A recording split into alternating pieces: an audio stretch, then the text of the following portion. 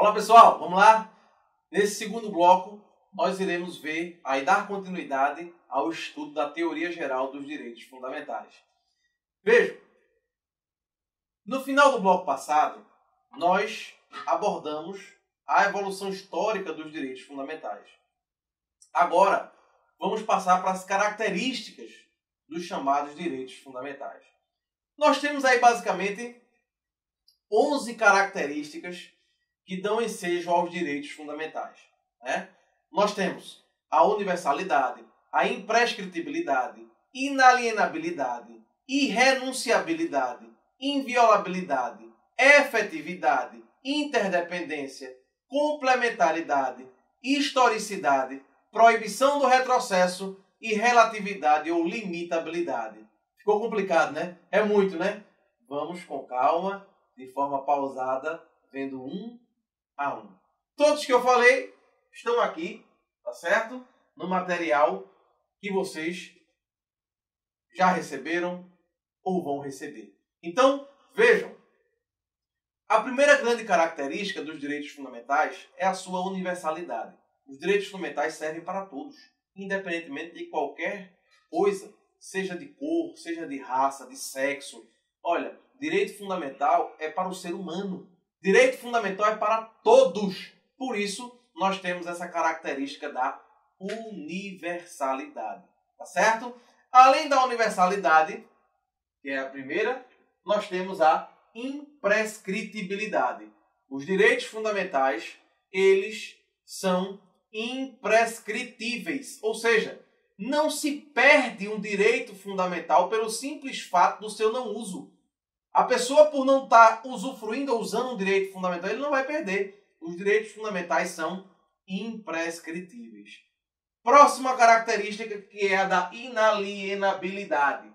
Os direitos fundamentais, eles são inalienáveis. Por eles não possuírem um conteúdo econômico, não se pode dispor deles. Não se pode vender. Imagine, vender a vida. Não é possível, né, gente? Então, uma das características dos direitos fundamentais é a sua inalienabilidade. Próxima característica diz respeito à renúncia. A irrenunciabilidade. Não se pode renunciar um direito fundamental, não se renuncia. Agora, cuidado. É possível a chamada renúncia temporária e excepcional. É possível que haja renúncia temporária e excepcional. Vamos dar um exemplo. Big Brother Brasil. O Big Brother Brasil tem lá alguns participantes, eles assinam um contrato renunciando temporariamente à sua liberdade de locomoção, direito de imagem. Então tudo isso, privacidade, tudo isso diz respeito a uma renúncia expressa, temporária e excepcional. Tá certo? A renúncia tem que ser expressa, temporária e excepcional. Além disso, a Constituição e as pessoas devem observar os direitos fundamentais para consagrá-los, para que eles possam ser mantidos. Aí está a característica da inviolabilidade. Eles não são feitos para serem violados, muito pelo contrário, são feitos para serem consagrados, prestigiados. Ligado à inviolabilidade, nós temos a efetividade. A efetividade é um dever do poder público fazer com que os direitos fundamentais não sejam violados. Essa efetividade está muito mais ligada ao poder público que deve consagrar mecanismos para que os direitos fundamentais não sejam violados. Tá certo? Interdependência, que é a próxima característica. A característica da interdependência. Os direitos fundamentais, eles obviamente são independentes, mas eles têm uma correlação.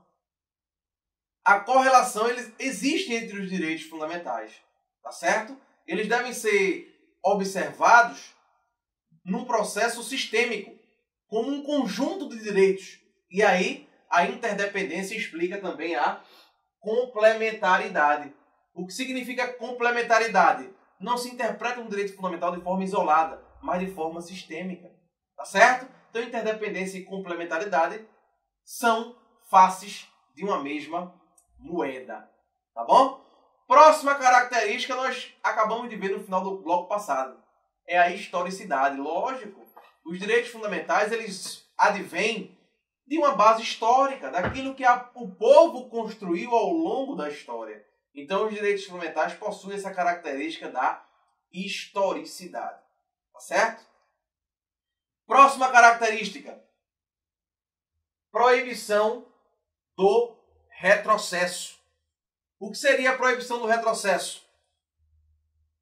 Garantindo-se um direito fundamental, declarando-se, melhor dizendo, um direito fundamental, não se pode voltar atrás para excluí-lo depois. Proíbe-se o retrocesso. Tá certo? Proíbe-se a consagração de um direito fundamental para depois excluí-lo. Nós iremos ver essa característica de forma mais precisa quando estudarmos os chamados direitos sociais. Tá certo?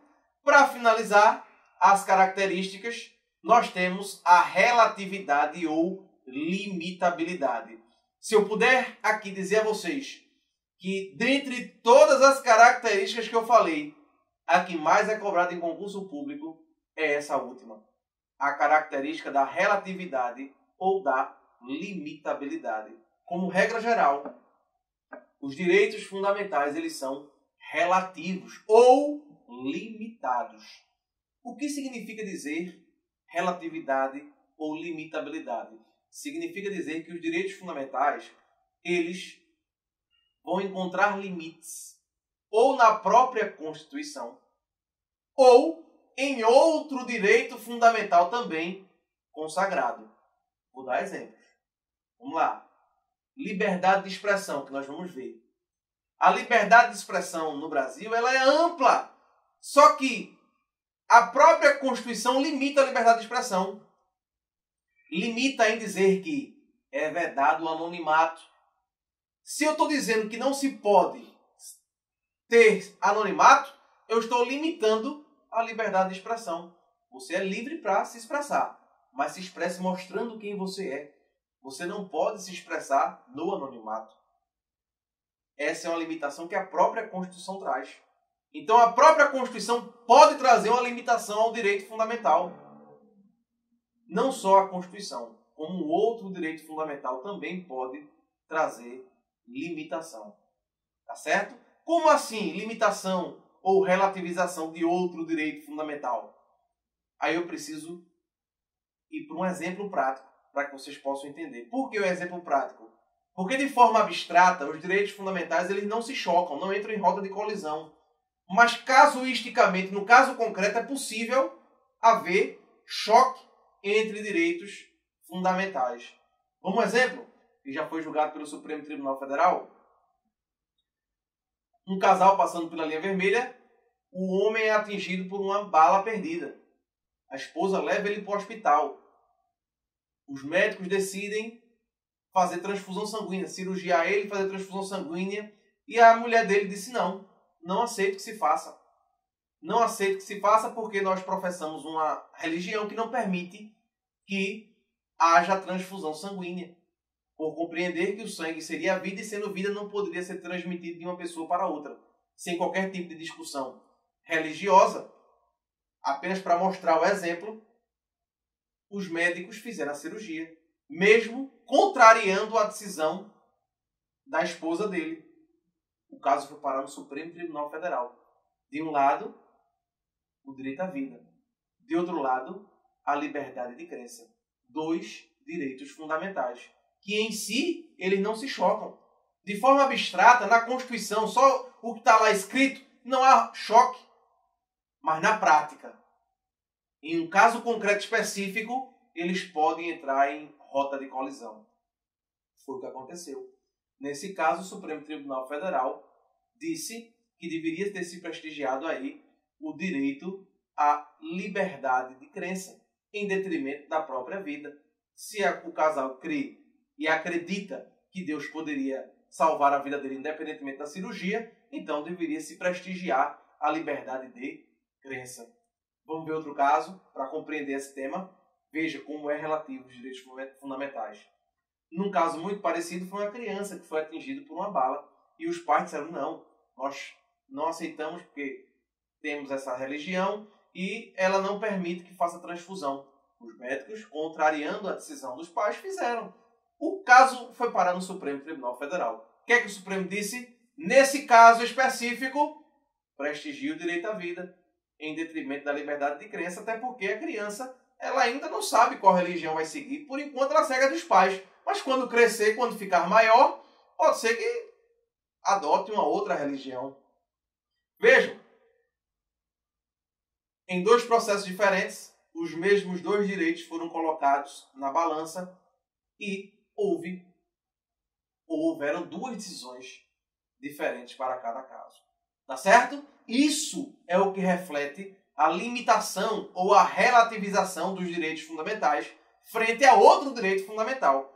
Porque, casuisticamente, eles podem entrar em rota de colisão. E aí a gente precisa aprofundar esse assunto da limitação ou da relatividade dos direitos fundamentais, justamente por causa de um princípio específico que deve ser levado em consideração na hora do julgamento. Vejam, no primeiro caso, é a própria Constituição que limita. Mas no segundo caso, quem vai determinar essa limitação é a apreciação judicial. É o juiz quem vai determinar essa limitação. E aí, quando isso acontecer, nós iremos agora estar no chamado conflito ou colisão entre direitos fundamentais. E aí, quando isso chegar no Poder Judiciário, deve-se aplicar o chamado princípio da harmonização ou da relativização, também chamado de princípio da concordância prática. Quando isso acontecer, é imprescindível que o juiz ele promova uma técnica de julgamento que nós chamamos de ponderação. A ponderação é justamente o momento em que o juiz vai observar os direitos fundamentais e ver, nesse caso, ou no caso concreto, o que deve prevalecer. Sempre observando o chamado princípio da proporcionalidade, ou também postulado da proporcionalidade. Tá certo? Então, quando houver um conflito entre direitos fundamentais, em razão da sua limitação ou relativização, deve-se promover uma técnica de julgamento chamada de ponderação. Tá bom? Próximo tópico: inexistência de hierarquia entre direitos fundamentais. Os direitos fundamentais, eles não possuem hierarquia entre si. É importante a gente saber que eles possuem o mesmo patamar, tá certo? De carga axiológica ou de valor. Eles possuem o mesmo patamar dentro da Constituição, tem o mesmo valor dentro da Constituição. Não existe hierarquia entre direitos fundamentais, tá certo? Entre os direitos fundamentais não existe hierarquia. Próximo ponto: dimensão subjetiva e dimensão objetiva dos direitos fundamentais. Quando a gente fala em dimensão subjetiva, significa dizer que o direito fundamental é destinado à pessoa. Os direitos fundamentais são destinados à pessoa. Quando falamos em dimensão objetiva, estamos dizendo que os direitos fundamentais são normas. Direito fundamental é norma. Se é norma, deve ser observado. Tá bom, gente? Próximo ponto: a aplicabilidade das normas de direitos e garantias fundamentais. A aplicabilidade tem que ser imediata. Porque os direitos fundamentais possuem uma característica que são direitos preceptivos, são direitos de declaração. A partir do momento que o direito é declarado, deve ser observado. Parágrafo 1º do artigo 5º, olha o que diz: as normas definidoras dos direitos e garantias fundamentais têm aplicação imediata. Então, os chamados direitos fundamentais devem ter aplicação imediata por terem uma carga de direito preceptivo, ou seja, de direito que é uma espécie de direito que é declarado. E a partir do momento em que ele é declarado, ele já existe. Deve ser aplicado. Tá certo? Isso não significa dizer que não necessite, às vezes, como ocorre, por exemplo, com o direito de greve, não necessite de uma lei para regulamentar. Tá certo? Então, é possível que nós tenhamos aí a possibilidade de que a eficácia desse direito seja limitada, aguardando aí uma lei para regulamentá-lo, como é o caso do direito de greve. Tá bom? Próximo tópico, esse é importantíssimo, gente. Olha, a eficácia horizontal e a eficácia vertical dos direitos fundamentais. Quando nós falamos em eficácia, nós estamos dizendo o seguinte: quem é que deve observar e proteger os direitos fundamentais? Quem tem esse ônus? Quem tem essa obrigação? No primeiro momento do reconhecimento dos direitos fundamentais, ali, como nós vimos, né, na primeira parte da evolução histórica, a primeira geração ou dimensão, no primeiro momento desses direitos fundamentais, eles foram consagrados em desfavor do Estado para proteger os direitos dos particulares, dos indivíduos. E no primeiro momento da história, os direitos foram consagrados para os particulares em detrimento do próprio Estado. A essa relação nós damos o nome de eficácia vertical. Atualmente, os direitos fundamentais não só devem ser observados pelo Estado, mas também por outro particular. A isso nós damos o nome de eficácia horizontal, tá certo? Que é essa relação de horizontalidade. E aí, você que está prestando ou vai prestar concurso, podemos na prática observar essa relação. Vamos utilizar, por um exemplo, o direito à vida. Digamos que baixe-se um decreto do governador do estado determinando que, se houver algum tipo de manifestação na rua, os policiais podem chegar e atirar em todo mundo, independentemente se estiver ou não naquela manifestação. Ora, existe o direito constitucional, o direito à vida. Poderia haver esse tipo de decreto? Não. A eficácia dos direitos fundamentais serve também em desfavor do Estado. É o ônus do Estado proteger a vida e não tirar. O ônus é do Estado. Passando esse exemplo, usamos um exemplo de um policial militar, por exemplo, é pego por uma quadrilha, traficantes. Se ele for pego pelo traficante, o traficante também tem a obrigação de não tirar a vida do policial militar. Justamente pela eficácia horizontal dos direitos fundamentais. Se ele tirar é porque ele não conhece a teoria geral dos direitos fundamentais. E você que está se preparando para a polícia militar, você precisa compreender para argumentar na hora e evitar com que ele tire sua vida. É só uma brincadeira, mas é isso. O entendimento é justamente esse. A horizontalidade é a eficácia entre particular e particular. Tá certo? Então, eficácia horizontal, eficácia vertical. Destinatários. Próximo tópico. Destinatários dos direitos fundamentais. A quem se destinam os direitos fundamentais? Artigo 5º. Temos que ler o artigo 5º para tomar um grande cuidado com esse artigo. Preste atenção. Todos são iguais perante a lei, sem distinção de qualquer natureza. Cuidado com essa parte. Garantindo-se aos brasileiros e aos estrangeiros residentes no país, aí vem os direitos, né? Inviolabilidade à vida, à liberdade, à igualdade, à segurança e à propriedade nos termos seguintes. Observe. O caput do artigo 5º traz que os direitos fundamentais são destinados aos brasileiros, como não traz distinção de brasileiros, então são natos naturalizados. E aos estrangeiros residentes no país. Olha só. E o que não é residente? E aquele que está de passagem? A turismo. E o estrangeiro que vem para cá, para o Brasil, passar uma temporada, chegando, desembarcando no aeroporto, ele simplesmente é preso, confundido com um grande traficante internacional, é preso pela Polícia Federal. Será que ele não poderia manejar o habeas corpus, se ele for preso de forma ilegal? A resposta é muito clara, né? Portanto, se na sua questão, preste atenção, preste bastante atenção com o que eu vou falar agora. Se na sua questão disser da forma como está expresso na Constituição, você vai marcar. Os direitos fundamentais são para os brasileiros e para os estrangeiros residentes no país.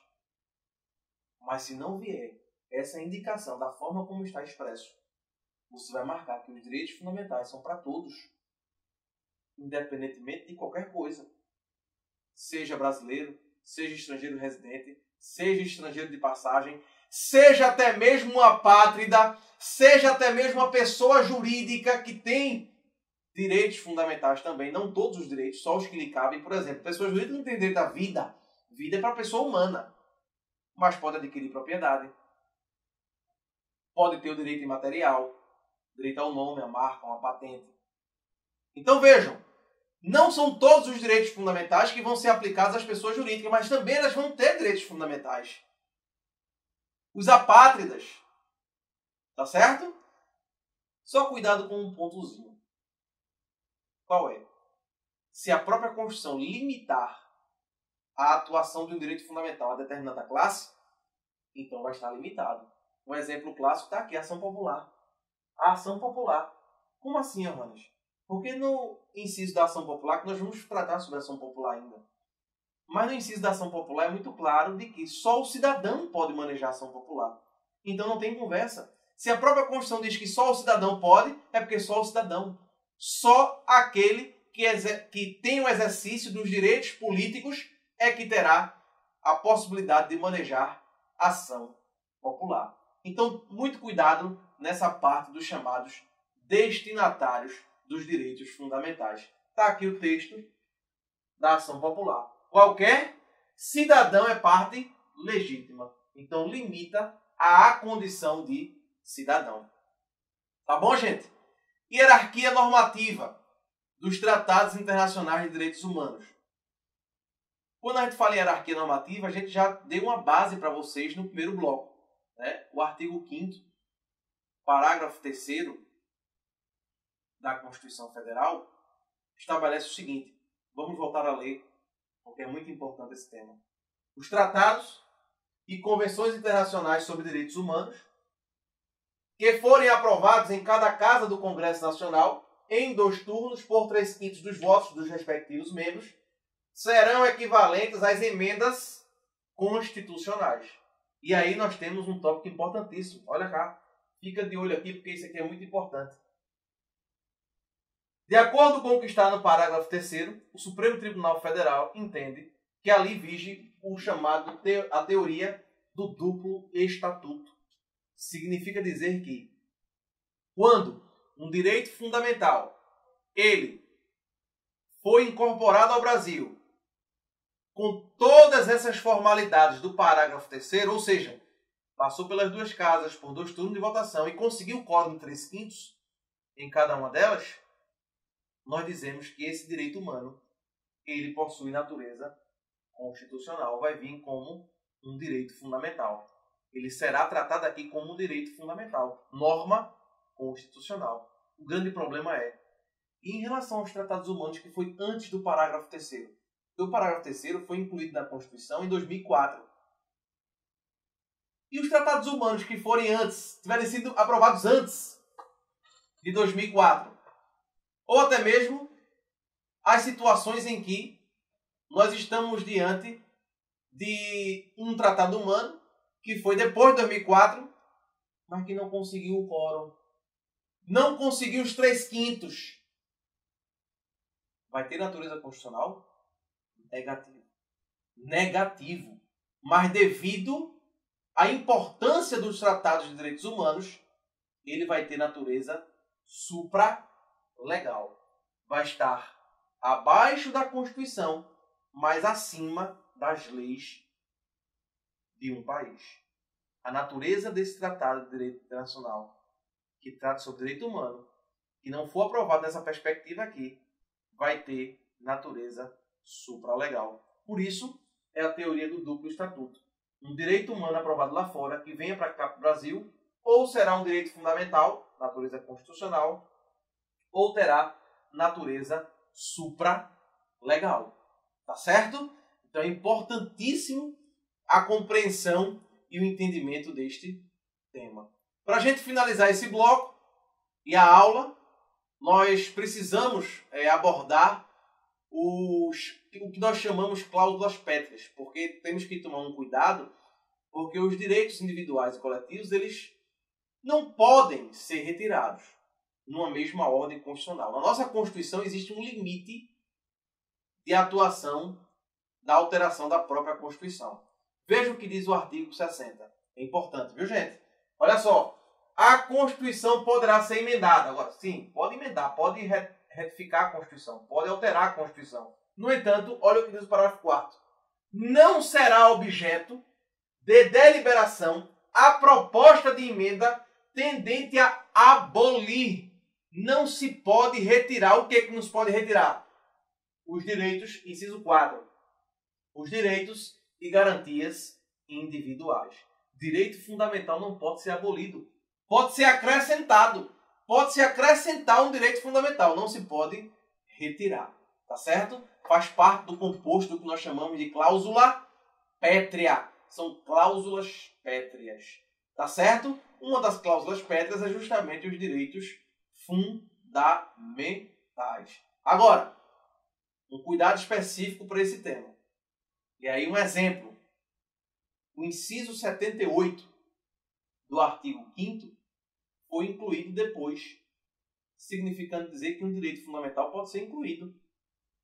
Nós não vimos aqui, ao longo dessa aula, pode haver inclusão. O que não pode haver é justamente a exclusão, a retirada.